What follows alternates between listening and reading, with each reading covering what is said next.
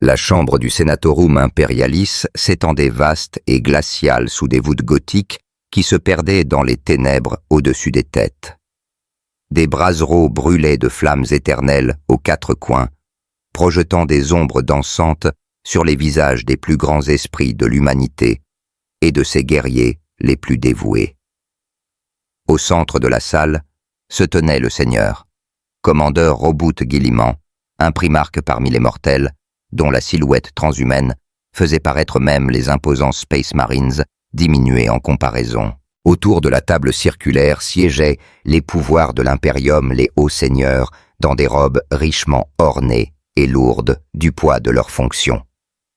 Les seigneurs inquisiteurs, flanqués de crânes-cerveaux, qui planaient comme des vautours mécaniques, les maîtres de chapitre, dont la seule présence évoquait des siècles passés dans le creuset de la guerre, et les technoprêtres du Mechanicus, dont les formes augmentées cliquetaient et vrombissaient d'une précision mécanique qui avait depuis longtemps supplanté leur humanité. Ils s'étaient réunis pour évaluer le destin de la galaxie au crépuscule du 42e millénaire. Pour dresser le catalogue des innombrables façons dont la réalité elle-même semblait résolue à défaire l'impérium de l'homme. La voix de Guilliman portait le poids des âges lorsqu'il s'adressa à l'assemblée, chaque mot choisi avec soin, chaque syllabe chargée de l'autorité forgée à l'époque où les étoiles étaient encore jeunes. La galaxie brûlait, la grande faille déchirait leur empire en deux. Les dieux du chaos gagnaient en audace. Les empires xénos s'étendaient. Pourtant, ils ne s'étaient pas rassemblés pour réciter des litanies de désespoir, mais pour comprendre ce qui les traquait et surtout ce qu'il ne fallait à aucun prix provoquer. L'holo-projection du Magos Dominus Belisarius Col scintilla au-dessus de la table déployant une carte galactique d'une précision telle que chaque système stellaire pulsait comme un neurone dans un immense cerveau. 5 zones dominèrent l'acte. L'affichage chacune, marquée d'une couleur distincte, annonçant une menace apocalyptique différente. La première lueur verdâtre maladive de la première s'étendait sur le bord oriental. Le frère capitaine Stern des Chevaliers Gris commença son rapport d'une voix clinique qui masquait à peine une profonde inquiétude. La flotte ruche Léviathan avait rencontré une entité désignée sous le nom de Zerg dans un secteur éloigné près de la bordure galactique. Les protocoles standards de consommation tyrannide auraient dû s'appliquer. La flotte ruche dévore la biomasse xénos, intègre les traits utiles, puis poursuit son avance vers le cœur de la galaxie. Ce qui était ressorti fut infiniment plus catastrophique. Les Zerg possédaient une combinaison de perfection biologique et d'intelligence tactique, opérant à l'échelle d'heures plutôt que de générations. Lorsque Léviathan avait absorbé l'Overmind Zerg, l'absorption aurait dû être routinière. Au lieu de cela, le schéma de mort psionique de l'Overmind, une résonance psychique non-warp, issue d'un autre univers, agit comme un virus conceptuel réécrivant la logique fondamentale de l'esprit ruche. Les deux consciences ne fusionnèrent pas par la biomasse, mais par infection psychique. Ce qui émergea fut quelque chose d'inédit, le cerveau de couvée ascendant, comme l'avaient baptisé les rapports des Magos biologie, avec une horreur à peine voilée. L'entité hybride, ainsi née désormais appelée la convergence dévorante, alliait la patience tyrannide à l'adaptation en temps réel des Zerg. La doctrine impériale classique contre les tyrannides reposait sur le cycle d'évolution prévisible de la flotte ruche, observer développer des contre-mesures, les déployer à l'échelle de la zone de guerre. Ce processus prenait des mois, mais il était fiable. La convergence rendait cette doctrine obsolète. Bélisar IV illustrait parfaitement les nouvelles capacités de la menace. Le monde ruche était tombé malgré l'application complète des protocoles d'Exterminatus, non parce que la convergence l'avait submergé par le nombre, mais parce qu'elle avait appris. Les torpilles cycloniques, qui auraient dû fendre la croûte planétaire, furent neutralisées en plein vol, leur séquence de détonation perturbée par des organismes ayant évolué en quelques heures des impulsions électromagnétiques calibrées sur les spécifications impériales. La convergence avait observé une seule frappe, analysé son fonctionnement et développé une contre-mesure. 40 planètes consommées dans le Segmentum Tempestus. Les projections indiquaient une croissance exponentielle si on la laissait poursuivre. Et contrairement au comportement tyrannide classique, la convergence montrait des signes de planification à long terme, coordonnant ses mouvements sur plusieurs secteurs simultanément. La deuxième menace fut présentée par l'inquisitrice Malvette, dont la voix semblait physiquement lui faire mal à prononcer. Une entité forteresse, peut-être un complexe funéraire, peut-être autre chose. 4 ans plus tôt, une délégation diplomatique comprenant un seigneur inquisiteur, 3 chevaliers gris et une compagnie entière de kill teams de la Death Watch avait été envoyée pour enquêter sur des signatures énergétiques défiant toute analyse conventionnelle. Aucun n'était revenu, aucun appel de détresse, aucune transmission finale, aucun débris malgré des recherches exhaustives. La délégation avait simplement cessé d'exister dès son entrée dans le secteur désigné comme la zone d'influence de Nazarick. Les augures, à longue portée, détectaient une structure massive aux coordonnées, mais celle-ci refusait de se résoudre en données cohérentes. Les technoprêtres rapportaient que leurs esprits-machines s'agitaient lorsqu'ils tentaient des scans détaillés, comme si l'acte même d'observer était remarqué. Certains instruments subissaient des défaillances catastrophiques, leurs mécanismes internes corrodés par des forces qui n'auraient pas dû affecter une technologie bénie. Plus troublant encore étaient les rapports de réfugiés. 3 vaisseaux marchands avaient fui la périphérie du secteur, leurs équipages délirants, à propos d'un tombeau de ténèbres de légions de morts-vivants, se déplaçant avec une précision mécanique d'un être assis sur un trône d'ossements et parlant avec une autorité antérieure à l'impérium lui-même. Les réfugiés furent mis en quarantaine, examinés, puis exécutés, lorsque leurs témoignages se révélèrent dangereusement incohérents. Certains décrivaient le maître du tombeau comme squelettique, d'autres affirmaient qu'il portait chair humaine, d'autres encore juraient qu'il s'agissait d'une horreur eldritch défiant toute description. L'analyse de Cole proposait 3 hypothèses. Un monde tombeau nécron aux propriétés inhabituelles, une forteresse du chaos, ayant atteint une manifestation permanente ou murmurée avec une réticence mécanique, quelque chose d'autre. Quelque chose qui précédait à la fois la transformation des nécrontyres et l'ascension du chaos. L'ordre permanent de Guilliman restait absolu, éviter Nazarick jusqu'à ce que des données suffisantes soient recueillies. L'Imperium avait déjà trop d'ennemis confirmés pour provoquer des menaces inconnues sans nécessité stratégique. La 3e marque apparut en rouge plus profond près du noyau galactique. Malvette poursuivit d'une voix qui semblait la blesser physiquement, comme si prononcer ces mots les rendait plus réels. SCP-DUN-317, le roi écarlate. Le nom provenait d'une organisation opérant dans des ombres plus profondes encore que les secrets les mieux gardés de l'Inquisition, un groupe simplement appelé la Fondation. Ce que l'Imperium savait d'eux suggérait qu'ils contenaient des menaces à la réalité elle-même, depuis avant la diaspora humaine, parmi les étoiles, peut-être depuis avant l'âge sombre de la technologie, peut-être depuis que l'espèce avait appris à parler. Ils n'appartenaient pas à l'Imperium, ne répondaient à aucun haut seigneur. Ils existaient tout simplement travaillant dans le secret absolu, pour empêcher que des choses qui ne devraient pas exister se manifestent dans l'espace réel. Le roi écarlate n'était pas un démon. Les entités du chaos, malgré toute leur horreur, restaient liées à certaines règles imposées par la nature du warp. Ce n'était pas non plus une menace xénos que l'on pouvait combattre avec bolter et épée, ni même un dieu au sens où l'Imperium comprenait la divinité. Le roi écarlate était quelque chose qui existait avant que l'univers actuel n'ait appris ses propres lois, avant que les concepts de matière et d'énergie ne se soient solidifiés. 7 chaînes. Voilà tout ce qui séparait la réalité de la dissolution absolue.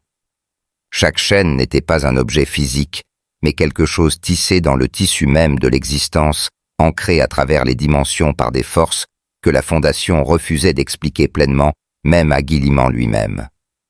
3 chaînes étaient déjà rompues, 4 restaient. À chaque chaîne brisée, les événements de dégradation de la réalité augmentaient de façon exponentielle, monde où la gravité s'inversait sans cause, où la lumière se figeait en plein vol, où le temps reculait quelques minutes avant de repartir brutalement en avant. Populations qui cessaient simplement d'exister non tuées, mais effacées, leur absence se propageant comme une infection à travers archives et mémoires, jusqu'à ce que même la preuve de leur existence disparaisse de l'histoire. Des étoiles devenant écarlates. C'était peut-être le phénomène le plus terrifiant. Les stations d'observation rapportaient plusieurs étoiles changeant simultanément de couleur pour un rouge artériel profond. Quand les astropathes tentaient d'observer ces étoiles à travers le warp, ils entendaient quelque chose qui brisait leur esprit des hurlements. Les étoiles elles-mêmes hurlaient.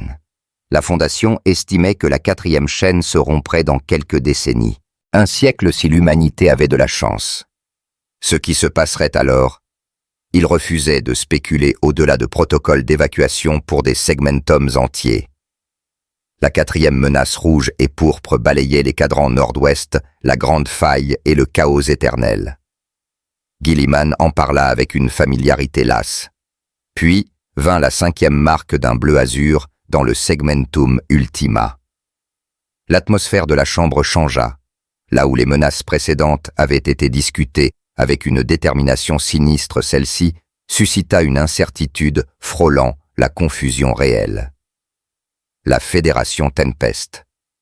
L'inquisiteur seigneur Kael Corvanis parla le premier, la voix débordant de fureur contenue.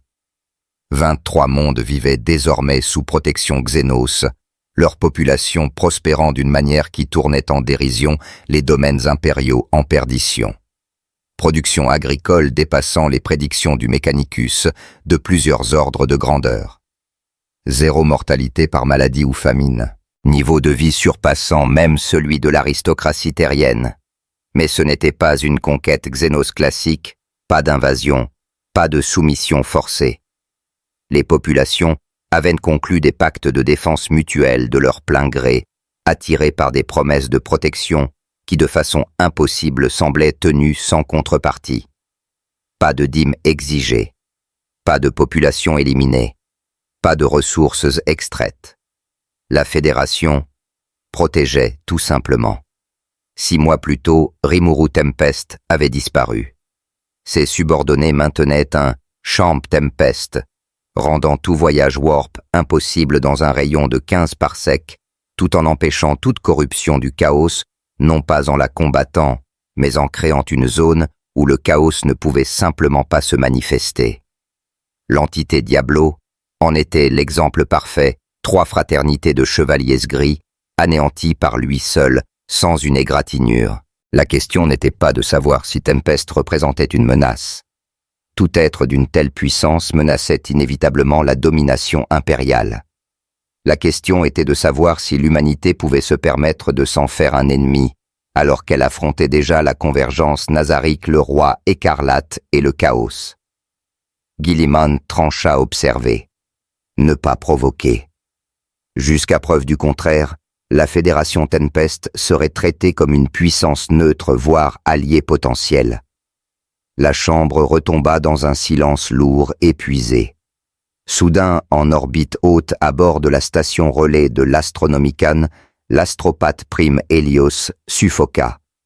Ses orbites vides brûlées depuis longtemps auparavant pour accueillir le don de l'empereur, pleuraient du sang qui flottait en perles écarlates dans la faible gravité. Une énergie approchait, massive, incompréhensible, plus ancienne que le warp lui-même. Puis, toutes les alarmes de Terra hurlèrent à l'unisson. Dans le Sénatorum, chaque hololithe devint écarlate simultanément. Signature énergétique inconnue détectée. Magnitude hors paramètre. Arrivée en orbite terrienne 10 secondes. 9, 8, 7.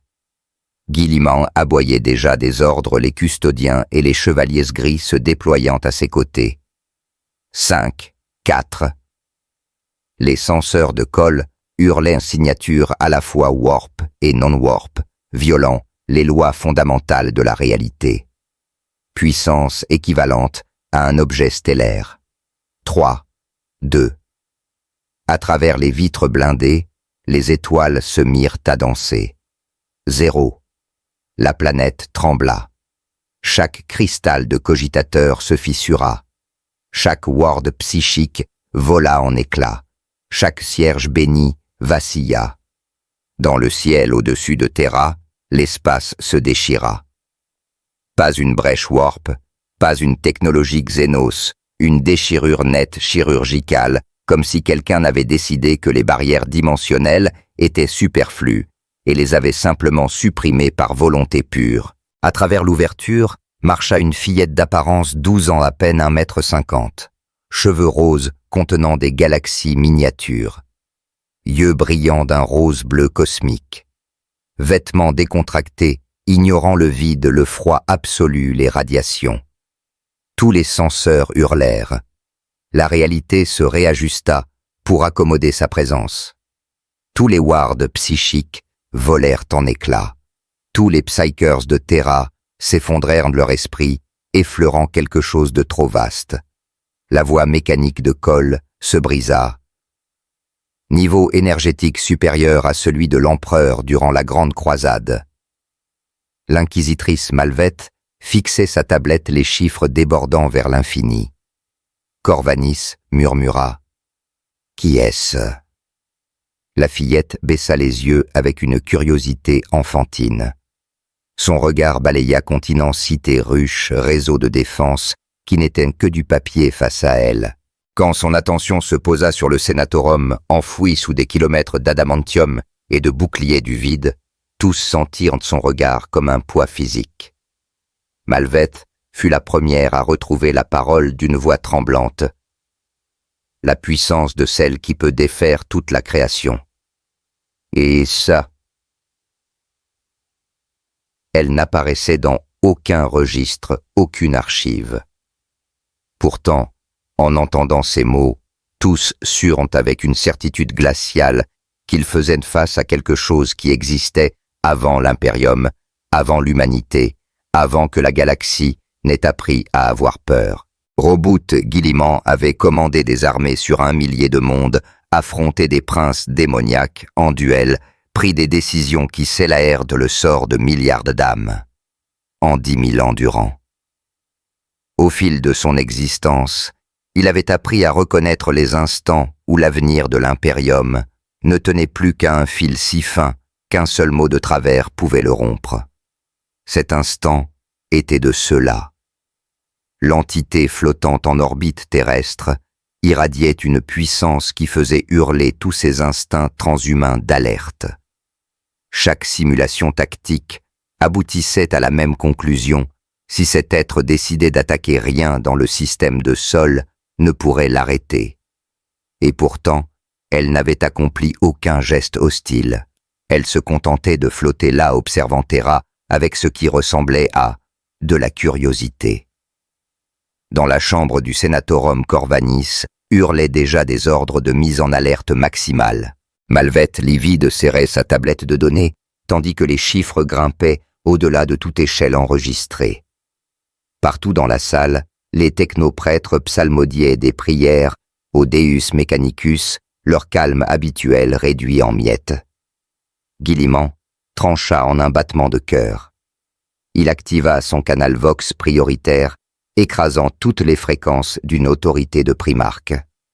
À toutes les forces, annulation immédiate.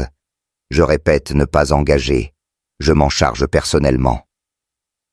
Les protestations fusèrent, mais Guilliman bougeait déjà flanqué de custodiens et de chevaliers gris.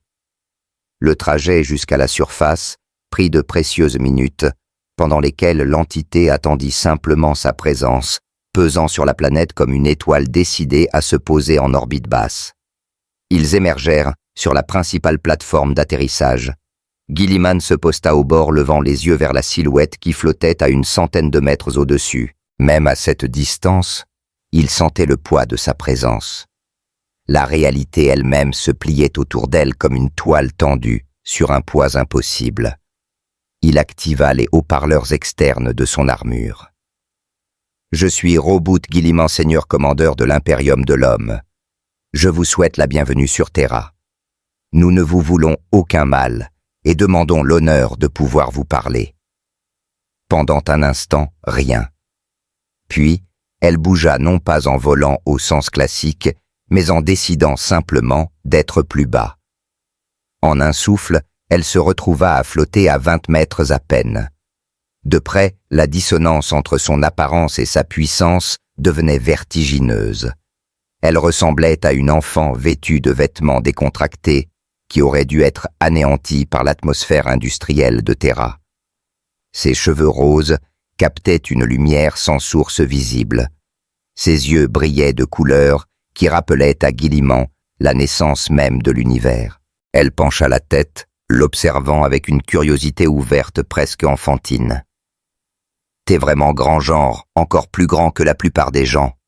T'es leur chef. » Les custodiens derrière Guilliman se raidirent, mais il leva légèrement la main calme. « Je suis l'un des dirigeants de l'humanité, oui. Puis-je connaître votre nom ?» Son visage s'illumina d'un sourire parfaitement terriblement sincère. « Je m'appelle Milim Nava, et je cherche mon meilleur ami Rimuru. » Elle gesticula avec enthousiasme. « Il est venu dans cette galaxie il y a un moment. Il disait qu'il avait un truc super important à faire, et j'ai senti sa trace d'essence de dragon jusqu'ici. Alors je me suis dit que peut-être quelqu'un sur cette planète saurait où il est passé. » Essence de dragon. Le terme n'évoquait rien dans les bases de données de Guilliman, mais les implications étaient claires. Cette Milim possédait un moyen de suivre Rimuru Tempest à travers les distances interstellaires, voire interdimensionnelles. Plus important encore, elle le considérait comme un ami, donc comme un égal. Si Diablo simple subordonné pouvait anéantir 3 fraternités de chevaliers gris, et si Milim était l'égal, voire la supérieure de Rimuru, alors à quoi l'Impérium avait-il affaire? « Nous connaissons Rimuru Tempest, » répondit Guilliman avec prudence. « Il a fondé la Fédération Tempest dans le Segmentum Ultima. Cependant, il a disparu de l'espace connu. Ses subordonnés maintiennent son territoire, mais même eux ignorent sa localisation actuelle. L'expression de Milim changea. L'enthousiasme enfantin s'effaça, remplacé par quelque chose qui fit hurler les instincts de Guilliman. Quand elle parla, sa voix résonna à travers des dimensions que le primarque percevait sans pouvoir les nommer. « Il a disparu. » Elle fit un pas en avant. La plateforme se fissura sous ses pieds, malgré sa petite taille. « Vous ne savez pas où est Rimuru. »« Non, » confirma Guilliman, luttant contre l'envie de reculer. « Ses subordonnés ont érigé un champ Tempest qui empêche nos vaisseaux d'entrer. Nous ne pouvons les contacter directement. » L'air autour de Milim se mit à scintiller. Une lumière rose et bleue se mêla en volute. Derrière Guilliman, un chevalier gris vacilla, sa sensibilité psychique saturée. « Mais il faut que je le trouve, » dit-elle, et sa voix portait désormais une note de perte de solitude ancienne. Il avait promis de rester en contact, il avait promis. Dans l'oreillette de Guilliman, la voix de Corvanis crépita. « Seigneur commandeur, les augures détectent une accumulation énergétique massive. » L'inquisiteur apparut alors en personne à l'entrée de la plateforme encadrée de chevaliers gris en armure d'argent bénie. Son visage était rouge de fureur déformé par une détermination fanatique. « Abomination, Xénos, hurla-t-il. Tu te soumettras à l'autorité impériale ou tu seras anéanti. » Guilliman pivota. «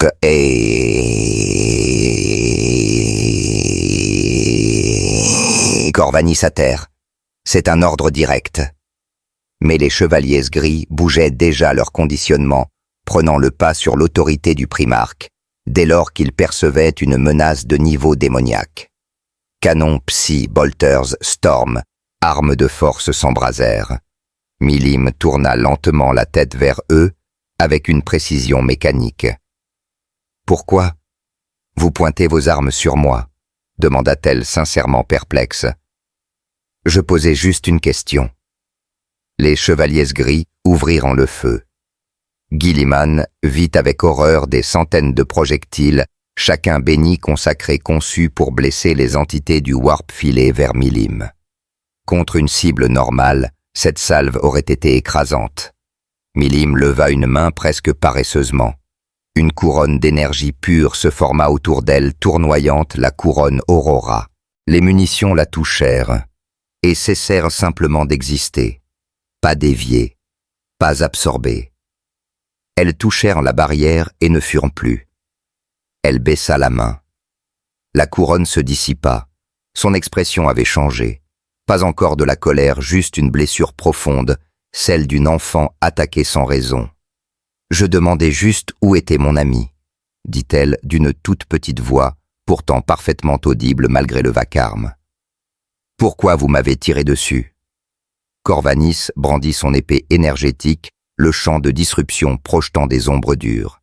« Parce que tu es Xénos, parce que tu menaces la sainte Terra. » Il fit un pas la voix montant en ferveur religieuse. « Et parce que si nous ne tenons pas face à l'inconnu avec la foi en l'empereur, alors nous sommes déjà perdus.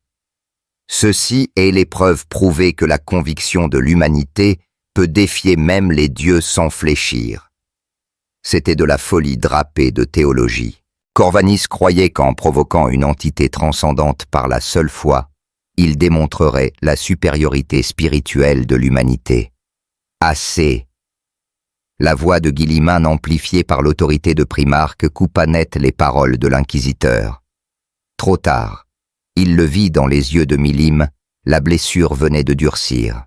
« Vous m'attaquez tous, dit-elle, et sa voix avait perdu toute juvénilité.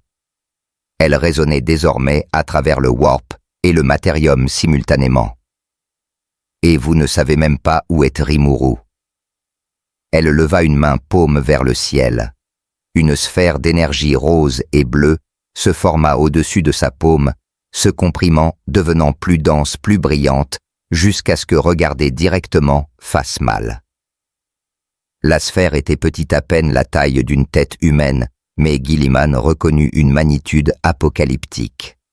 C'était la Dragonova, compression d'essence draconique en suppression conceptuelle.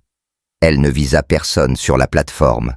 Son regard se leva vers le ciel, vers Luna, visible malgré la brume industrielle. « Je suis venu demander de l'aide, » dit-elle, tandis que la sphère brillait plus fort. « J'étais inquiète pour mon ami, et vous m'avez attaqué. »« Milim, attendez !» commença Guilliman, en avançant d'un pas. Elle poussa la main vers le haut. La sphère fila vers l'espace lentement, presque avec douceur, laissant à tous de précieuses secondes pour suivre sa trajectoire. Elle traversa l'atmosphère sans perturber une seule molécule. 45 secondes plus tard, elle toucha Luna. Une sphère d'annihilation s'étendit du point d'impact. Pas d'explosion, la matière cessa simplement d'exister, comme si les lois fondamentales liant les atomes avaient décidé de ne plus s'appliquer. Quand l'expansion s'arrêta, Luna avait perdu près de la moitié de sa masse. Il ne restait qu'un hémisphère parfait, la coupe si nette que l'on voyait les strates internes comme dans un diagramme anatomique. Pourtant, le champ gravitationnel resta stable, comme si la masse manquante avait été conceptuellement remplacée par la volonté de Milim. Les marées terrestres ne changeraient pas. La physique venait d'être informée que malgré les apparences, rien d'essentiel n'avait changé, sauf qu'un demi-astre n'existait plus. Un silence absolu tomba sur Terra. Tous les canaux Vox, toutes les communications s'arrêtèrent, tandis que des milliards levaient les yeux vers leur lune mutilée. Milim baissa la main. L'énergie se dissipa. Quand elle parla, sa voix, avait retrouvé son ton enfantin, mais portait une déception pire que la colère. C'était un avertissement. Elle regarda Guilliman droit dans les yeux. « La prochaine fois, je ne raterai pas. » Elle se tourna. « Vous ne savez pas où est Rimuru. Vous m'avez attaqué juste pour une question. Cet endroit ne peut pas m'aider. » L'air derrière elle se déchira une coupure nette révélant des dimensions tourbillonnantes. Milim recula vers la faille, s'arrêta au seuil, se retourna une dernière fois. « Si vous voyez Rimuru, dites-lui que Milim le cherche. Et dites-lui... » Sa voix se brisa légèrement. « Dites-lui que je m'inquiète pour lui. » Puis elle disparut. La faille se referma comme si elle n'avait jamais existé. La seule preuve de son passage, la plateforme éventrée, les témoins traumatisés. Et la lune coupée en deux suspendue dans le ciel de Terra, comme un monument à la journée, où l'Imperium apprit ce qu'était la véritable puissance. Guilliman resta figé, l'esprit tactique tournant à plein régime. Autour de lui, custodiens et chevaliers gris baissaient lentement leurs armes, comprenant enfin leur inutilité. Corvanis s'approcha blême. « Monseigneur, je... » « Vous allez regagner vos quartiers, coupa Guilliman d'une voix glaciale fureur. Vous y resterez jusqu'à ce que je décide de votre sort. Votre acte irresponsable a failli déclencher une guerre que nous ne pouvons pas gagner. » Mais la menace Xénos, il n'y avait pas de menace, explosa le primarque en se retournant vers l'inquisiteur. Elle cherchait son ami. Elle a posé une simple question. Et vous avez répondu par la violence, l'obligeant à démontrer sa puissance pour que nous comprenions qu'elle ne tolérerait pas l'agression. Il désigna Luna. Ceci était de la retenue Corvanis. Elle aurait pu faire la même chose à Terra. Malvette s'approcha doucement. « Monseigneur, que faisons-nous maintenant ?» Guilliman leva les yeux vers la blessure de Luna. « Nous apprenons qu'il existe dans cet univers des entités que nous ne pouvons combattre, menacer, ni même comprendre, et que la réponse par défaut de l'Imperium, la violence face à l'inconnu, n'est plus seulement inadéquate, elle est suicidaire à l'échelle existentielle. » Il activa son canal Vox prioritaire.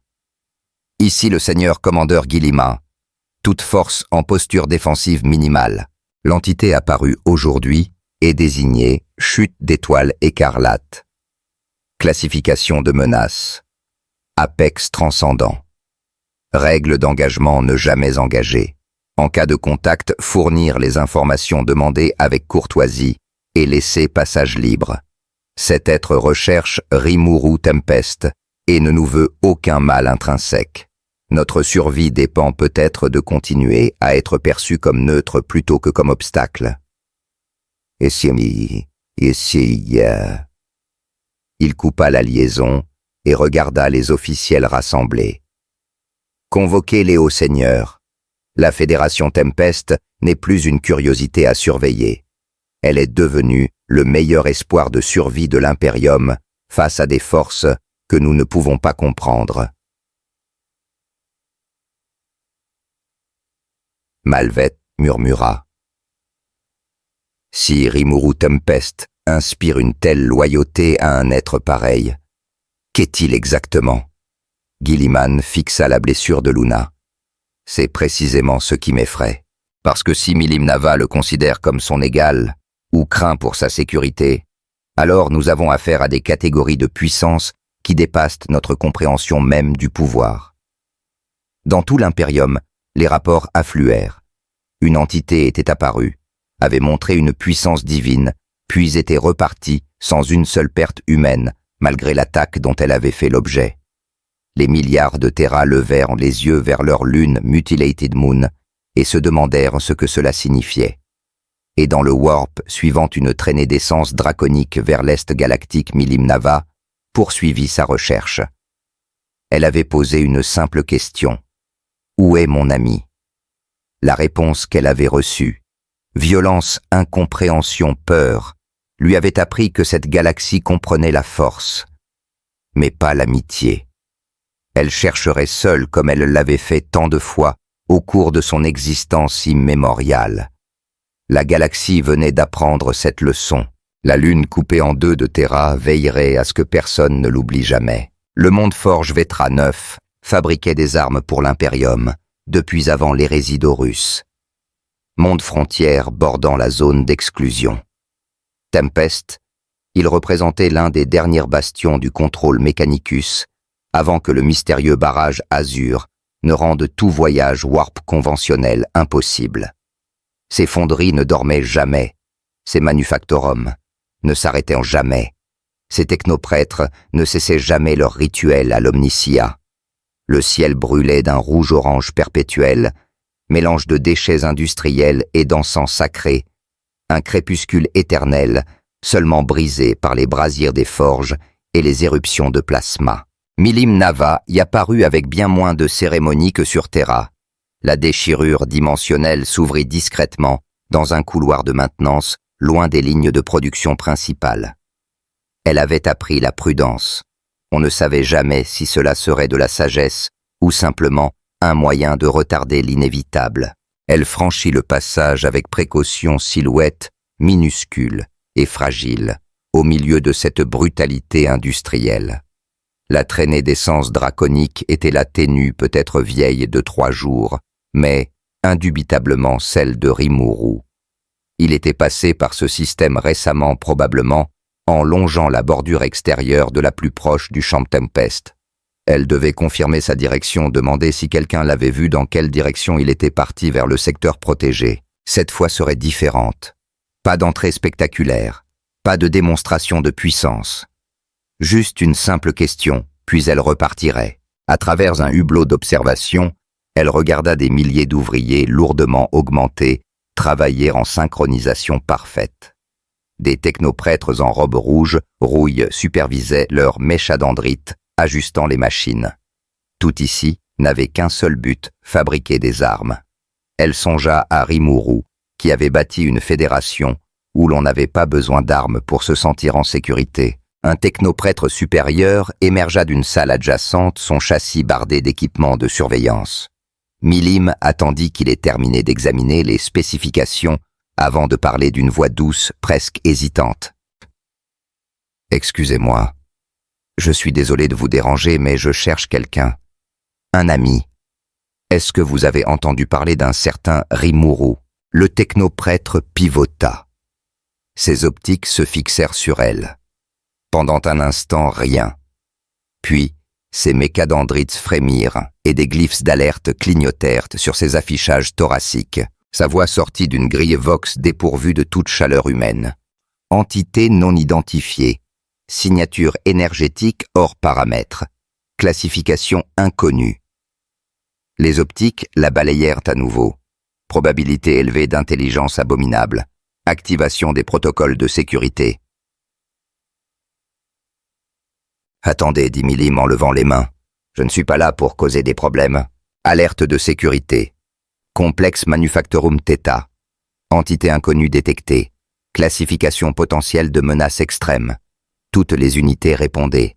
À travers Vetra 9, l'alerte se propagea avec l'efficacité mécanique habituelle. Dans le sanctum du fabricateur général Theta 7, analysa les données entités inconnues, demandant des informations sur Rimuru Tempest, le dieu limace, l'abomination bleue de première préoccupation. Sa conclusion fut digitale et certaine, un nouveau construct cherchant l'abomination bleue. Ses ordres traversèrent tous les canaux. Activez toutes les légions Skitarii. Préparez le déploiement des Titans.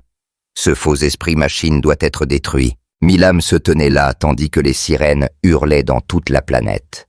Les lumières d'urgence rouges pulsaient. Elle regarda le technoprêtre déconcerté. « Je ne comprends pas.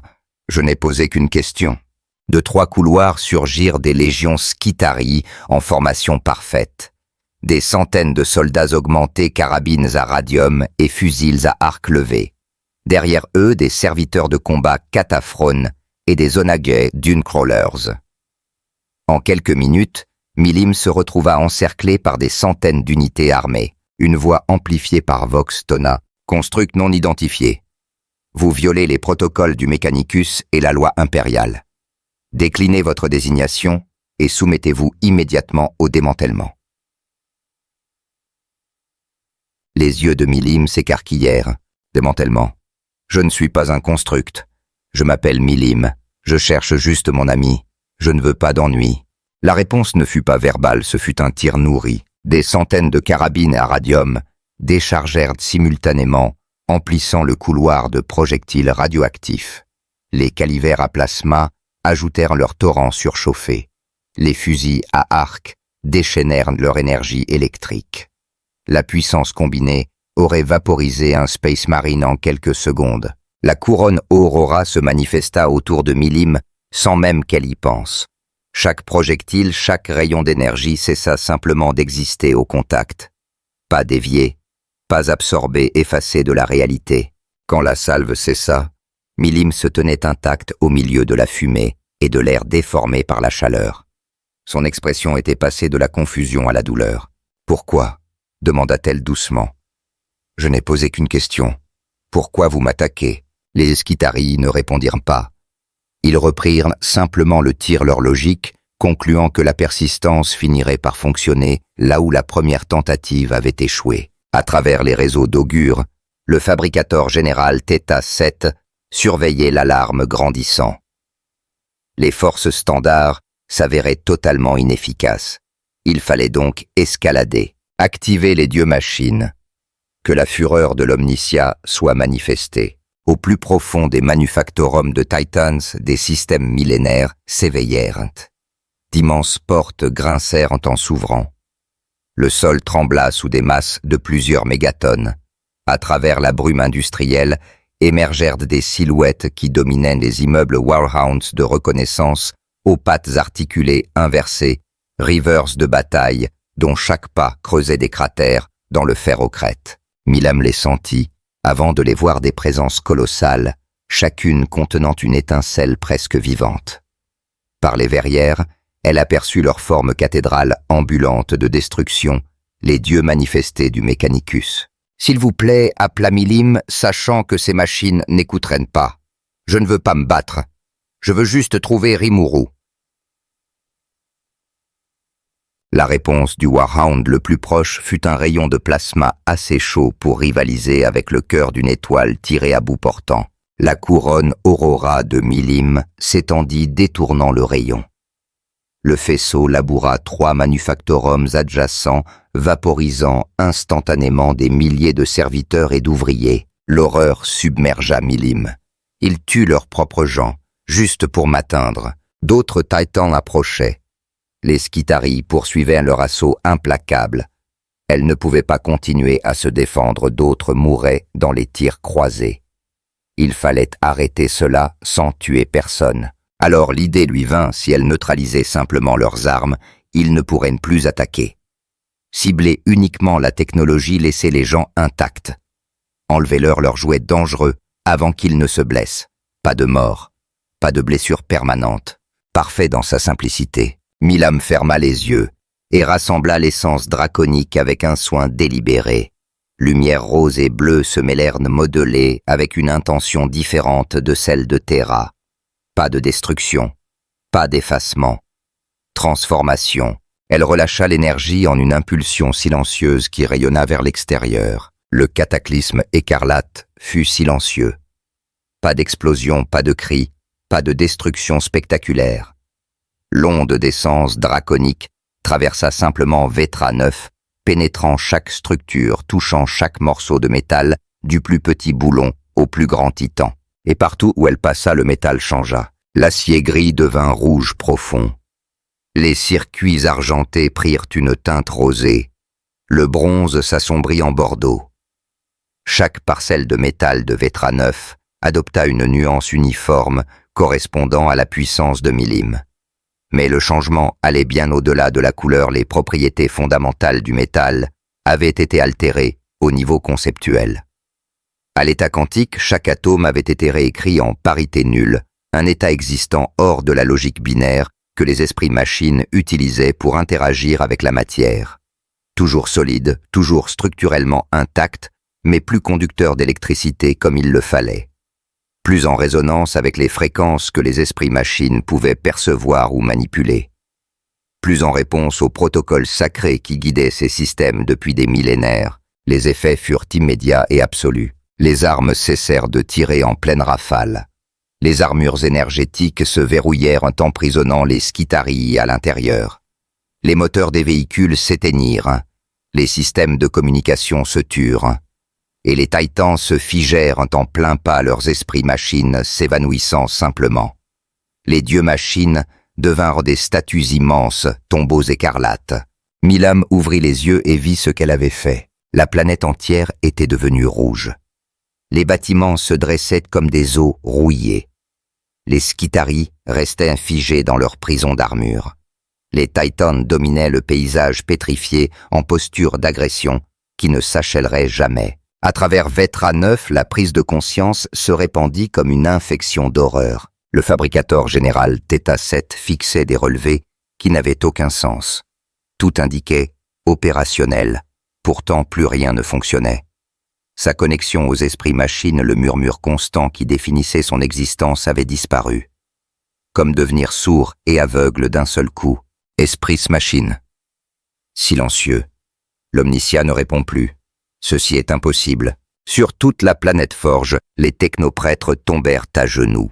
Pour ces êtres qui avaient remplacé presque toute leur humanité par la machine. Le silence soudain fut pire qu'un dysfonctionnement. C'était une apostasie réalisée. Leur Dieu les avait abandonnés. Certains pleurèrent. D'autres restèrent figés, incapables de traiter une réalité où leur foi venait d'être rendue fausse. Quelques-uns se mirent à prier en mots humains désespérés, suppliant pour un signe, une compréhension, une miséricorde.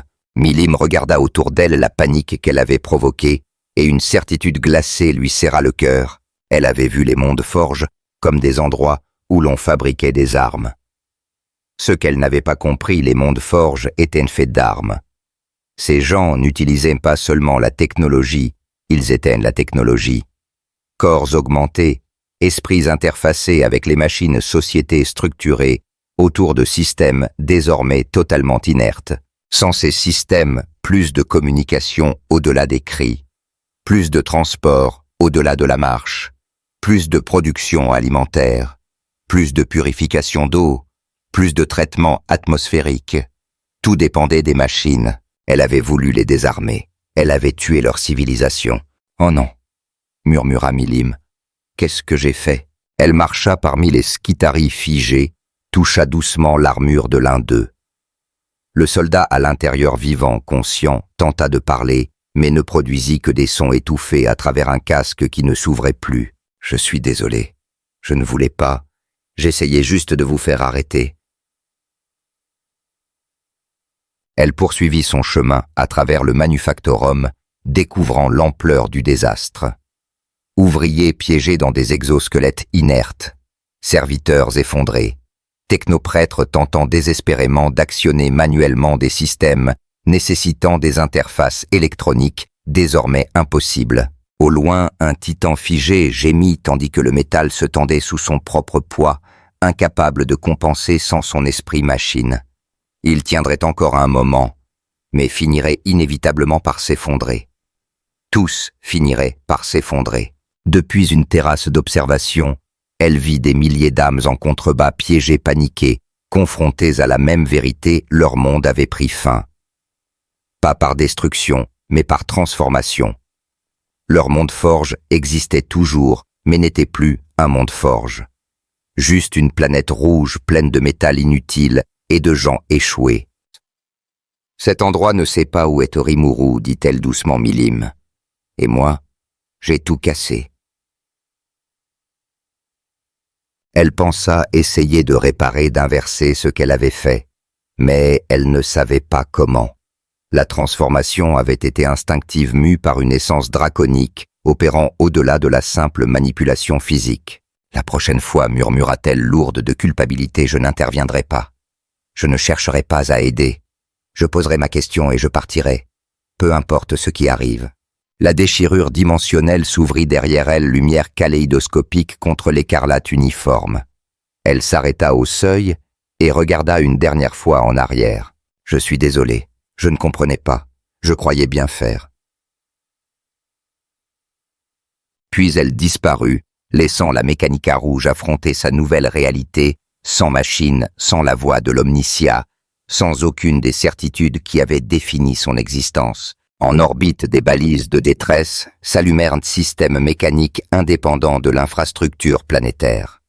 Les appels mettraient des semaines à atteindre Mars. Trop tard pour ceux qui dépendaient d'un support vital immédiat. Sur Mars, quand les rapports arriveraient, le fabricateur général déclarerait « Vetra 9 perdu non par action ennemie, mais par impossibilité théologique, un monde forge, où le dieu-machine s'était tu, où la technologie elle-même avait été rendue hérétique par transformation. Certains appelleraient à sa destruction. D'autres exigeraient son étude. Mais quelques-uns, les survivants, qui apprendraient à vivre sans la voix de l'Omnicia, dans leurs augmentations, fonderaient une nouvelle croyance. La Mechanica rouge, adorant le silence, comme la voix finale de l'Omnicia, peignant leur chair restante en écarlate, en souvenir du jour où leurs faux dieux se turent et où la vraie foi commença. Et sur Terra, quand Guilliman recevrait les rapports, il mettrait à jour l'évaluation de menaces. Non parce qu'elle avait tué, elle ne l'avait pas fait directement, mais parce qu'elle avait démontré quelque chose de plus troublant encore, la capacité de mettre fin à des civilisations par gentillesse, de détruire par miséricorde, d'apporter l'apocalypse en essayant d'aider. Dans le cœur du secteur Tempest, au plus profond du champ Azur qui avait attiré Milim à travers la galaxie, si elle détecta une perturbation dans les flux de données qu'elle surveillait à travers les dimensions. Un monde forge transformait sa signature technologique, passant de fréquence impériale standard à un état nul écarlate correspondant parfaitement à une seule source. Analyse Milim Nava est arrivée à proximité de la zone d'exclusion Tempest. État émotionnel, culpabilité croissante. Probabilité de comportement contrôlé en baisse.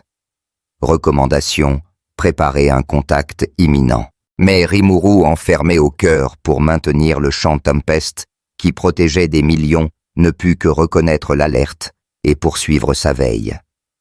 Il ne pouvait pas partir, ne pouvait pas tendre la main, pouvait seulement attendre et espérer que quand Milim arriverait enfin, elle serait prête à écouter, et dans le Warp Milim, poursuivi vers le prochain monde, vers la prochaine tentative de retrouver son ami.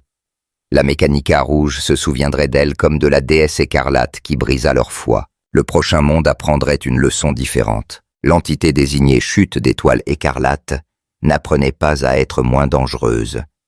Elle apprenait à être dangereuse autrement, de façon nouvelle et de plus en plus imprévisible. Terra avait appris à craindre sa puissance. Vetra 9 avait appris à craindre sa compassion. Quel monde apprendrait la prochaine leçon? Et quelqu'un survivrait-il assez longtemps pour s'en souvenir? Le monde vaisseau Nalir agonisait depuis 3 ans. Autrefois foyer de 5 millions d'Aeldari, leur conscience tissée dans le circuit d'infinité, qui donnait au monde vaisseau son propre battement de cœur, il dérivait désormais dans le vide, comme un cadavre. Les structures de Wraithbone se tordaient, selon des angles qui blessaient le regard. Les jardins étaient devenus des forêts d'épines cristallines. Les tours fissurées saignaient une lumière qui n'en était pas vraiment une. Le circuit d'infinité chantait encore, mais ces chants étaient devenus des hurlements, 5 millions d'âmes, piégées dans un cauchemar éternel, tandis que la corruption du chaos se répandait dans la substance même de leur au-delà. Slaanesh les avait trouvés. Celles qui à soif avaient percé leur défense 3 ans plus tôt, transformant le monde vaisseau en terrain de festin, où les vivants enduraient des horreurs indicibles, et les morts ne trouvaient aucun repos, seulement une lente digestion de leurs âmes. Milim Nava y arriva sans savoir ce qu'elle venait de découvrir. La déchirure dimensionnelle s'ouvrit dans ce qui avait été un jardin de méditation, désormais un labyrinthe tordu d'épines cristallines, pulsant d'une lumière violette malsaine. Elle franchit le passage avec précaution, sa prudence désormais alourdie par le poids de la culpabilité de Vetra 9. Plus d'intervention. Juste poser la question obtenir la direction partir. La traînée d'essence draconique était plus forte ici. Rimuru était passé il y a moins d'un mois, y avait séjourné un certain temps. Elle avait besoin de quelqu'un qui s'en souvenait, qui pouvait lui indiquer la direction qu'il avait prise. Elle avança dans des couloirs corrompus, où les ombres bougeaient avec une faim prédatrice, et où des voix chœurs mêlaient extase et agonie. À travers une arche effondrée, elle les trouva. Une vingtaine d'Aeldari, surtout des civils, quelques guerriers aspects, se terraient dans ce qui avait été un sanctuaire. Les murs de Wraithbone portaient encore des prières et des runes de protection. La plupart pulsaient désormais de corruption, seules quelques runes intactes résistaient encore. Les Aeldari semblaient épuisés, couverts de blessures qui auraient dû être fatales, mais ne l'étaient pas maintenus en vie par des énergies warp malveillantes qui refusaient de les laisser mourir proprement. Une prophétesse se tenait parmi eux, capuchon psychique, fissuré, un œil arraché et suintant. Mais son œil restant était alerte. Quand Milim s'approcha, il se fixa sur elle avec une intensité qui laissait entendre que la prophétesse voyait bien plus que la forme physique. Milim s'avança avec prudence, la voix douce, s'excusant presque de l'intrusion. Elle demanda si quelqu'un avait vu Rimuru Tempest, connaissait la direction qu'il avait prise vers le secteur qu'ils appelaient Tempest. Les guerriers levèrent immédiatement leurs armes, mais la prophétesse les arrêta d'un geste. Son œil restant étudia Milim avec une intensité qui suggérait qu'elle voyait jusqu'à son cœur même. « Celle-ci n'est pas du chaos, annonça-t-elle, ni même du warp. Oh oh. » Son expression changea lorsqu'elle entendit le nom de Rimuru. Oui, elle connaissait l'Azuré. Il était venu 3 mois plus tôt quand leur défense avait commencé à céder, avait aidé à évacuer les enfants qui pouvaient encore être sauvés.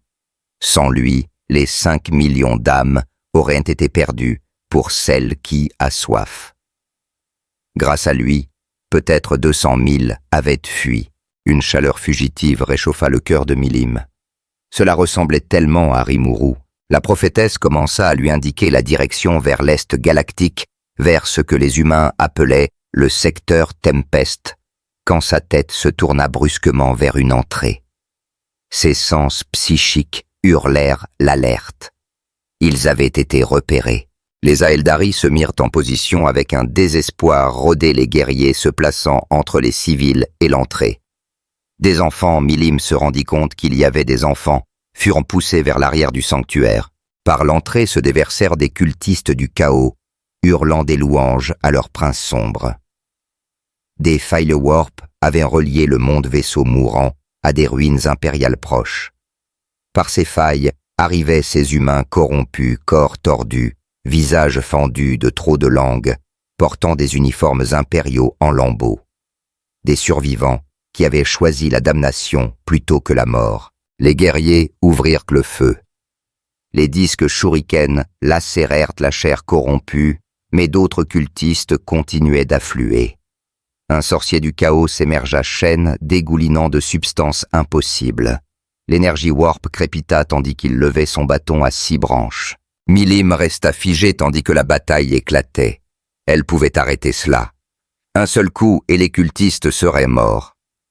Mais Vetra-9 lui revint en mémoire la planète rouge, les Skitarii, piéger les technoprêtres en pleurs. Elle s'était juré plus d'intervention. Peu importe ce qui arrive. Un cultiste perça la ligne des guerriers fonçant vers les civils avec une lame rouillée levée. Une mère Aeldari poussa son enfant derrière elle, levant futilement les bras. Les yeux de Milim se crispèrent jusqu'à ce que le sang perle. Ne pas intervenir. Ne pas intervenir. Tu aggraves toujours tout. Le cultiste rit et abattit sa lame. La mère hurla, et Milim resta figé, tandis que la lame s'abattait vers un enfant qui ne devait pas avoir plus de 6 ans. Ne pas intervenir, ne. Le hurlement de l'enfant traversa la paralysie de Milim comme une lame dans le cœur. En cet instant, elle ne vit plus l'enfant Aeldari, mais Gaïa, sa toute première meilleure amie, il y a des millénaires. Gaïa était morte, parce que Milim avait perdu le contrôle, parce que sa puissance avait explosé dans une tempête émotionnelle qu'elle n'avait pas su contenir. Elle s'était juré, après la mort de Gaïa, qu'elle apprendrait la maîtrise qu'elle ne laisserait plus jamais ses émotions commander sa force. Mais elle avait aussi juré à Gaïa protéger ceux qui ne peuvent pas se protéger eux-mêmes. Ses yeux passèrent du bleu au rouge écarlate. Le bras du cultiste, celui qui tenait la lame, cessa simplement d'exister jusqu'à l'épaule. L'autre main de Milim se referma autour de sa gorge, l'écrasant, avec une douceur terrifiante. Elle rattrapa l'enfant qui tombait le reposant avec un soin infini derrière elle. Sa voix portait désormais des harmoniques qu'elle n'avait jamais eues lorsqu'elle ordonna « Éloignez les enfants, tout de suite ». Les cultistes la fixèrent. Les yeux du sorcier du chaos s'écarquillèrent. Intéressant. Émotion si délicieuse. Tu es... Milim bougea. Elle ne vola ni ne sauta. Elle décida simplement d'être devant le sorcier, et la réalité s'ajusta. Sa main se referma sur le bâton. Le métal se réduisit en poussière.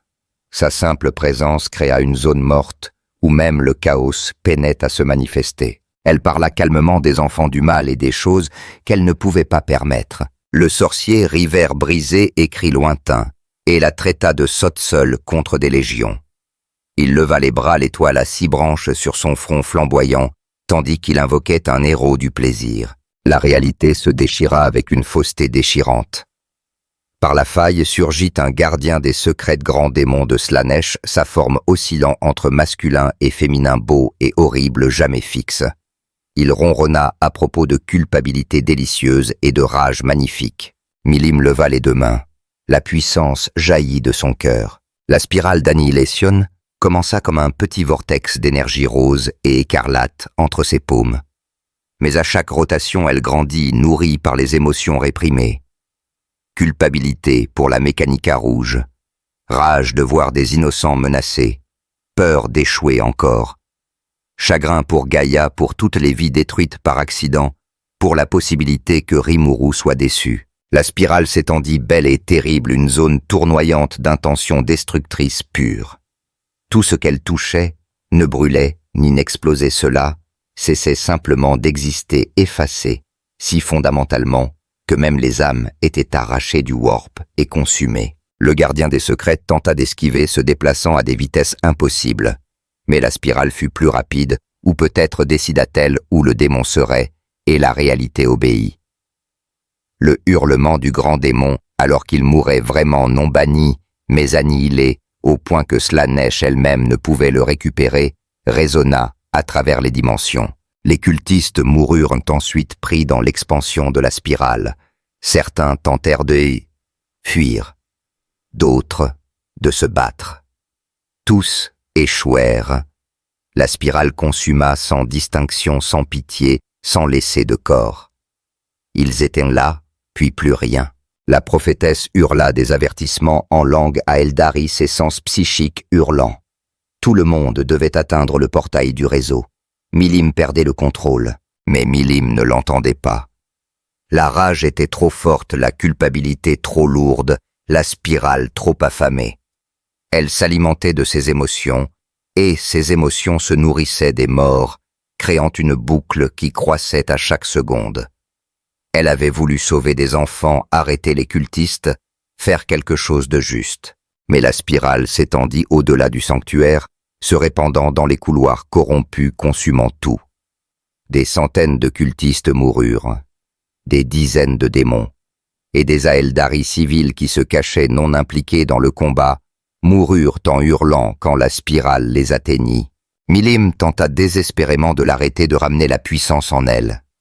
Sa voix se brisa de douleur, ordonnant à la spirale de cesser. Mais plus elle essayait de la contrôler, plus son désespoir l'alimentait. Une section entière du monde vaisseau disparut simplement effacée, avec tous ceux qu'elle contenait. Une autre suivit, et encore une autre. Le circuit d'infinité hurla tandis que des âmes qui auraient dû être en sécurité dans leurs gemmes étaient prises et annihilées, tuées vraiment au-delà de résurrection ou réincarnation. Quand la spirale finit par s'effondrer, non parce que Milim la contrôlait, mais parce qu'elle s'était épuisée, elle tomba à genoux parmi les cendres et le silence. Dans le warp même, quelque chose d'inédit se produisit. Pour la première fois depuis que le chaos avait appris à se repaître des âmes. Slaanesh recula. Les âmes consumées par la spirale d'annihilation ne la nourriront pas, elles cessèrent simplement d'exister, supprimées du tissu fondamental de la réalité. Le prince sombre hurla en silence, reconnaissant quelque chose qui opérait en dehors même de la portée de sa faim. Le sanctuaire n'était plus, les cultistes n'étaient plus, les démons n'étaient plus, et la plupart des Aeldari qu'elle avait tenté de sauver n'étaient plus non plus. Milam fixa ses mains tremblantes. Elles étaient propres, la spirale ne laissait ni sang ni cendre, juste le vide. La prophétesse émergea de derrière une colonne de Wraithbone, qui avait miraculeusement survécu, son œil restant, reflétant horreur et pitié. Elle marcha lentement vers Milim, chaque pas portant le poids de siècles innombrables. Elle prononça les chiffres avec une dévastation calme. 2 400 000, c'était la population du monde vaisseau quand la corruption du chaos avait commencé. Peut-être 200 000 restaient après l'évacuation de l'Azuré. Maintenant peut-être 20 000 survivants. Milim avait tué 2-4 millions d'âmes. La plupart étaient déjà mortes piégées dans le circuit, mais elle les avait tuées à nouveau. Vraiment tuées. Leur donnant l'oubli au lieu du tourment. Milim ne put parler, ne put respirer. 2-4 millions. La prophétesse s'agenouilla à côté d'elle, posant étonnamment une main sur son épaule. Elle avait vu le cœur de Milim en cet instant-là, essayer de protéger les enfants. Mais vouloir bien faire ne ressuscitait pas les morts, ne restaurait pas les âmes, n'effaçait pas le génocide. Milim murmura des excuses totalement inadéquates. Elle avait vu les enfants et n'avait pas pu s'empêcher d'agir. La prophétesse l'interrompit doucement. Ces enfants n'avaient plus de famille désormais.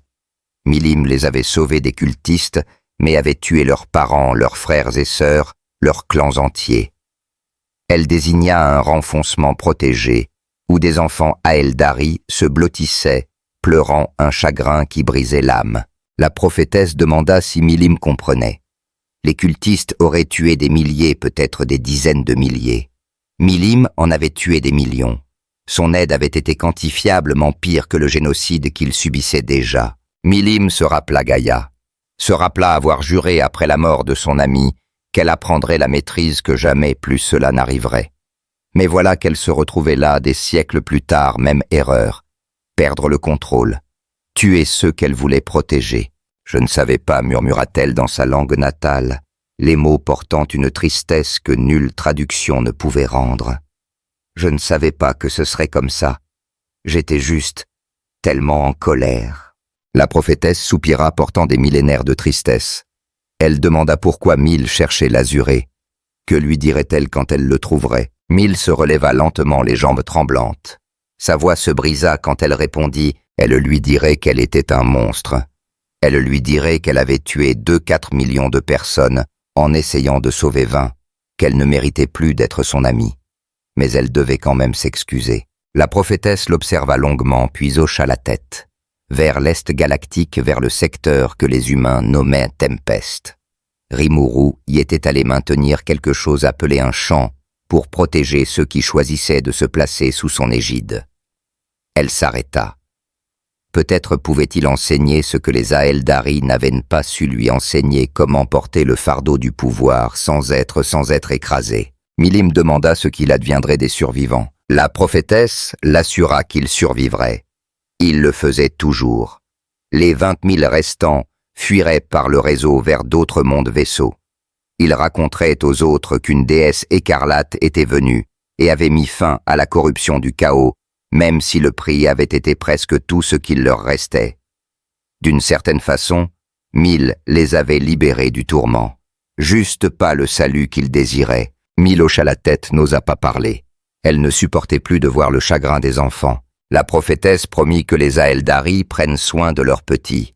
C'était pourquoi les actes de Mil faisaient si mal. Elle avait détruit des familles pour sauver des enfants, leur donnant la survie, mais autant leur raison de s'en réjouir. Mil se tourna vers l'endroit où la frontière dimensionnelle était la plus fine. Avant de partir, elle s'arrêta. Demanda à la prophétesse de veiller sur les enfants. C'était de sa faute s'ils étaient orphelins. La prophétesse le jura. Les Aeldari prennent toujours soin de leurs jeunes.